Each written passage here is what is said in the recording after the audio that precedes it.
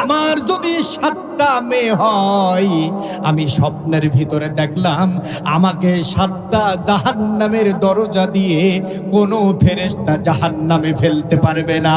জোরে বলেন সুবহানাল্লাহ। এই জন্য যাদের শুনো কন্যা সন্তান, হতাশা হওয়ার কোনো কারণ নাই।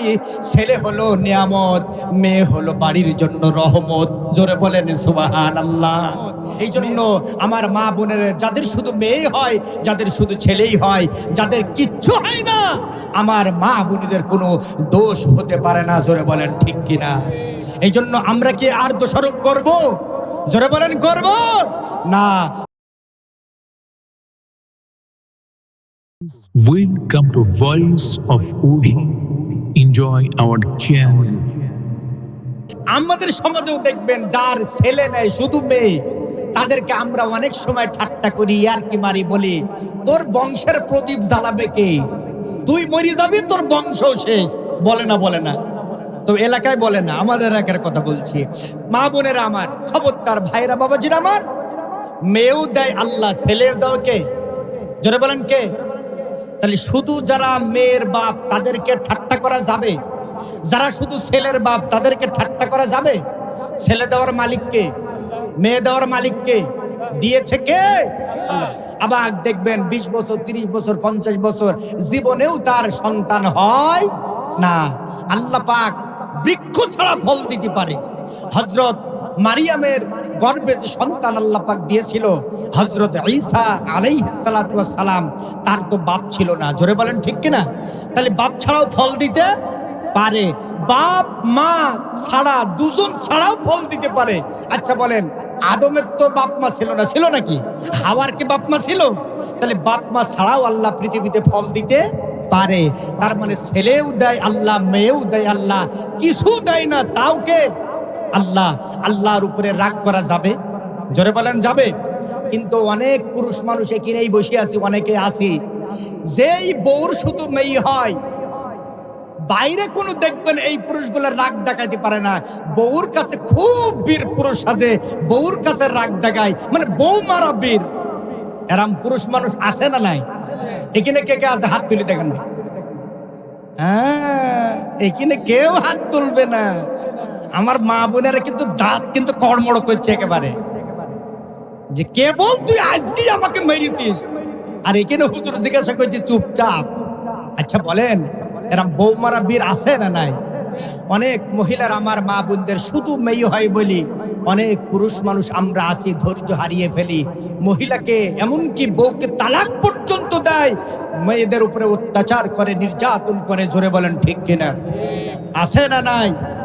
আচ্ছা বলেন, ছেলে মেয়ে মহিলার কোনো হাত নাই কিনে?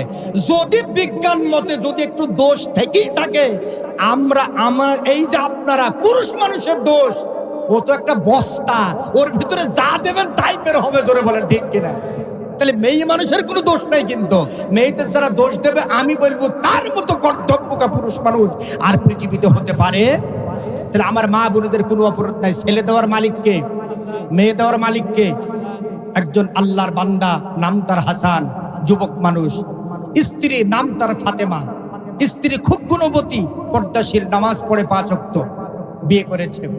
বাসর রাতে স্বামী স্ত্রী শুয়ে শুয়ে গল্প করছে।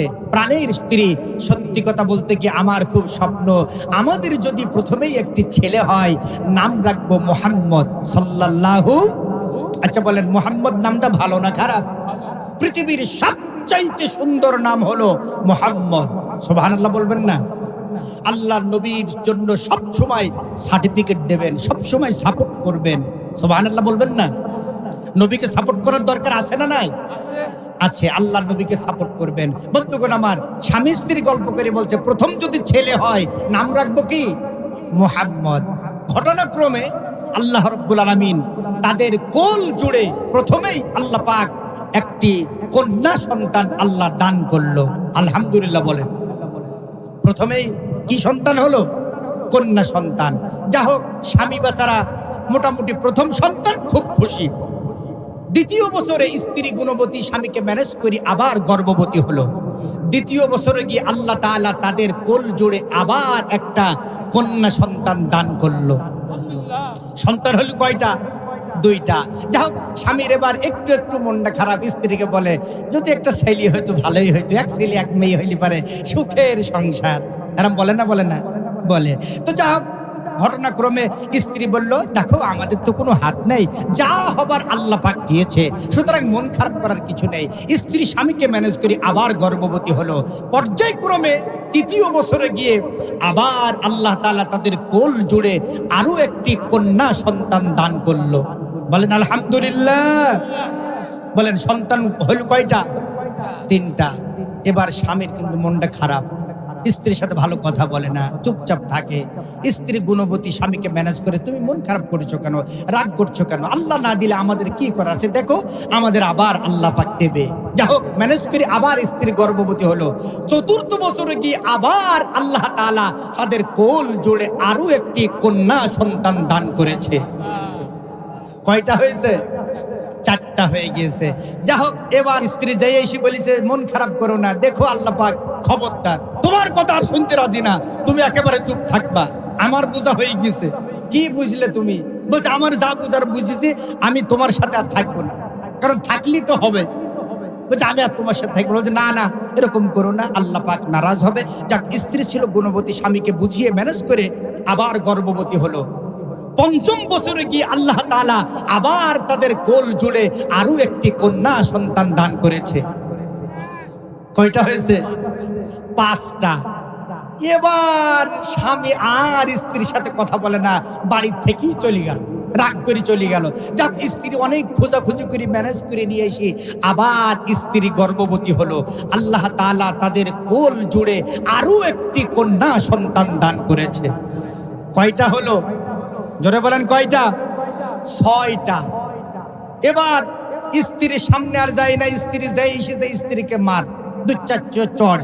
বলছে, খবরদার, তোমার কথায় আমি আর ভিজছি নি, যা বুঝার বুঝতে পেরেছি। বলছে, কি বুঝতে পেরেছো তুমি? আল্লাহ যা দেয় তাই হবে। আরে রাগ তোর আল্লাহর কথা, আমি বুঝতে পেরেছি তোরও ভার থেকে কোনোদিন মেয়ে বের হবে না। স্ত্রীর উপরে চরম রাগ, ওই এলাকার থেকে বাড়ি থেকে চলে গেল। 1 বছর 2 বছর নিরুদ্দেশ হয়ে গেল। যাক, স্ত্রী বা এলাকার মানুষ খুঁজি বুঝি নিয়ে এসে আবার স্ত্রী গুণবতী আবার গর্ভবতী হলো। এবার যেই পেট মোটা হয়েছে স্ত্রীর, স্বামীর রাগ, স্ত্রীকে বলছে, এই সন্তান নষ্ট করে ফেল, তোর আবার মেয়ে হবে, ও আমার দরকার নেই, আবার মেয়ে হবে, তো সন্তান নষ্ট কর। স্ত্রী বলছে, না, আমি এই কাজ করতে পারবো না, আমার জীবন থাকতে আমি পেটের সন্তান নষ্ট করতে পারবো। স্বামী চিন্তা করলো, এই বউ বেঁচে থাকলে এর শুধু মেয়েই হবে। এ যখন বলি যে বেঁচে থাকতেই সন্তান নষ্ট করবে না, তাহলে মনে মনে ফোন দিয়ে আটলো, না, এই স্ত্রীকে আর বাঁচিয়ে রাখা যাবে না। মনে মনে সিদ্ধান্ত হলো, ঠিক আজকে রাতেই শেষ করে ফেলবো আমি। শয়তান তার মাথায় চেপে বসলো। স্ত্রী জানে না, ঘুমন্ত স্ত্রী ঘুমিয়ে আছে। পাষণ্ড স্বামী পাশের রুম থেকে একটা লাঠি নিয়ে ঘুমন্ত স্ত্রীর উপরে ঝাঁপিয়ে পড়লো, আজকে তোকে মেরেই ফেল। প্রচন্ড আঘাত শুরু করে দিল, মারতে মারতে কাঠ ফেটে ফেটে যায়। স্ত্রী স্বামীর পা জড়িয়ে ধরে বললে, প্রাণের স্বামী, আমাকে তুমি মেরো না, তোমার আঘাত সহ্য করতে পারছি না, প্রয়োজনে তোমার স্ত্রীর পরিচয় আর দেব না, আমার প্রাণটা ভিক্ষা দাও, আমি এখান থেকে চলে যাব দূর দেশে, কন্যা সন্তানগুলোকে নিয়ে চলে যাব, তোমাকে যেন বাবা না ডাকে। প্রাণের স্বামী, দীর্ঘদিন সংসার করছি তোমার সাথে, আমার তো কোনো অন্যায় করি নাই, আমার তো কোনো অন্যায় নেই, আমার কোনো হাত নেই, আল্লাহ তাআলা দিলে আমার কিছু করার নেই। প্রাণের স্বামী, তুমি আমাকে আর মেরো না, আমি তোমার মার সহ্য করতে পারি না, আমার জীবনটা ভিক্ষা দাও। পাষণ্ড স্বামীর কোনো কথাই তার কর্ণঘরে ঢুকলো না। আঘাতের পর আঘাত, আঘাত করতে করতে এক পর্যায়ে স্ত্রী অজ্ঞান হয়ে গেল, মুমূর্ষু অবস্থা। স্বামী মনে করলো স্ত্রী মনে হয় মারা গিয়েছে। স্ত্রীকে মৃত ভেবে ওই লোকটি ওখান থেকে তার ঘরে চলে গেল। ঘরের ভিতরে গিয়ে ঘুমিয়ে পড়ল। ঘুমানোর সঙ্গে সঙ্গে লোকটি ঘুমের ভিতরে স্বপ্ন দেখে কিয়ামত কায়েম হয়ে গিয়েছে, এই লোকটির বিচার হয়ে গিয়েছে, জাহান্নাম ঘোষণা হয়ে গিয়েছে। আল্লাহ বলছেন যাও এই বান্দাকে জাহান্নামে ফেলে দাও। ফেরেশতারা আগুনের বেড়ি পরিয়ে শিকল দিয়ে টানতে টানতে জাহান্নামের 7টি দরজা, প্রথম দরজা দিয়ে জাহান্নামে ফেলবে। এমতো অবস্থায় জাহান্নামের প্রথম দরজায় একটা মেয়ে দাঁড়ায় রয়েছে। মেয়েটি বলছে, ও ফেরেশতারা, তোমরা জানো না এটা আমার আব্বা? যদিও যে আমাকে পছন্দ করে না, তারপরেও তো সে আমার আব্বা, আমাকে জন্ম দিয়েছে। ও ফেরেশতারা, আমার আব্বাকে আমি থাকতে এই জাহান্নামের দরজা দিয়ে ফেলতে দেব না। ফেরেশতারা সেখান থেকে নিয়ে গেল দ্বিতীয় দরজায়। দ্বিতীয় দরজা দিয়ে ফেলবে, আরেকটা মেয়ে দাঁড়ায় রয়েছে। বলল, ও ফেরেশতারা, তোমরা জানো না এটা আমার জন্মদাতা পিতা? যদিও আমাকে পছন্দ করে না, তারপরেও তো আমাকে জন্ম দিয়ে পৃথিবীর আলো বাতাস মুখ দেখিয়েছে। ফেরেশতারা, আমার বাবাকে এই গেট দিয়ে ফেলতে দেব না। সেখানে ফেলতে পারলো না, তৃতীয় দরজায় গেল। প্রত্যেকটি দরজায় ওই লোকটির, আল্লাহর বান্দার এক একটি মেয়ে দাঁড়িয়ে জাহান্নামের দরজা দিয়ে ফেলতে দিল না। 6টা দরজায় 6টা মেয়ে দাঁড়ায় রয়ে থাকলো, কিন্তু 7 নম্বরের দরজায় কোনো মেয়ে নেই। ফেরেশতারা টেনে হিঁচড়ে টানতে টানতে ওই আল্লাহর বান্দাকে 7 নম্বর দরজা দিয়ে জাহান্নামের আগুনের ভিতরে যেই না ফেলে দিয়েছে। আল্লাহর ওই বান্দা ঘুমন্ত অবস্থায় স্বপ্নের ভিতরে আগুন আগুন আগুন বলে চিৎকার করে, সেখানে আগুন বলে চিৎকার করে উঠল। প্রতিবেশীরা ছুটে আসলো, পাশের বাড়ির মানুষ ছুটে আসলো। আগুন আগুন বলে চিৎকার করা শুনে এসে বলল, ও আল্লাহর বান্দা, ও হাসান, আগুন কোথায় ধরেছে? তুমি তো আগুন আগুন বলে চিৎকার করলে, আগুন কোথায়? আগুন তো দেখি না। লোকটি বলল, আগুন তোমরা দেখো নাই, আমি দেখেছি। জলদি করে লোকটি চলে গেল পাশের রুমে, গিয়ে দেখে স্ত্রী অজ্ঞান হয়ে পড়ে আছে। স্ত্রীর পা জড়িয়ে ধরলো, স্ত্রীকে পানি দিয়ে সুস্থ করার চেষ্টা করলো। স্ত্রী মনে করে আবার মারবে। জ্ঞান ফেরার পর বলছে, প্রাণের স্বামী, মেহেরবানি করে আমার জীবনটা ভিক্ষা দাও। আমি তোমার পায়ে ধরি বলে আমি আর কোনোদিন তোমার বাড়িতে থাকবো না, স্বামী বলে পরিচয় দেব না। মেয়েগুলো তোমাকে কোনোদিন আব্বা বলবে না, এই প্রতিশ্রুতি তোমাকে আমি দিয়ে দিলাম। আমার জীবনটা ভিক্ষা দাও, আমি অনেক দূরে চলে যাব। স্বামী বলছে, ও প্রাণের স্ত্রী না, আমাকে তুমি আল্লাহর হস্তে মাফ করে দাও। ও স্ত্রী, তোমার পেটে যে সন্তানটি আছে, আল্লাহর কাছে দোয়া করো এই পেটের সন্তানটিও যেন আল্লাহ আমাদের কন্যা সন্তান দান করে, এটিও যেন কন্যা সন্তান হয়। আমার যদি 7টা মেয়ে হয়, আমি স্বপ্নের ভিতরে দেখলাম আমাকে 7টা জাহান্নামের দরজা দিয়ে কোনো ফেরেশতা জাহান্নামে ফেলতে পারবে না। জোরে বলেন সুবহানাল্লাহ। এই জন্য যাদের শূন্য কন্যা সন্তান, হতাশা হওয়ার কোনো কারণ নাই।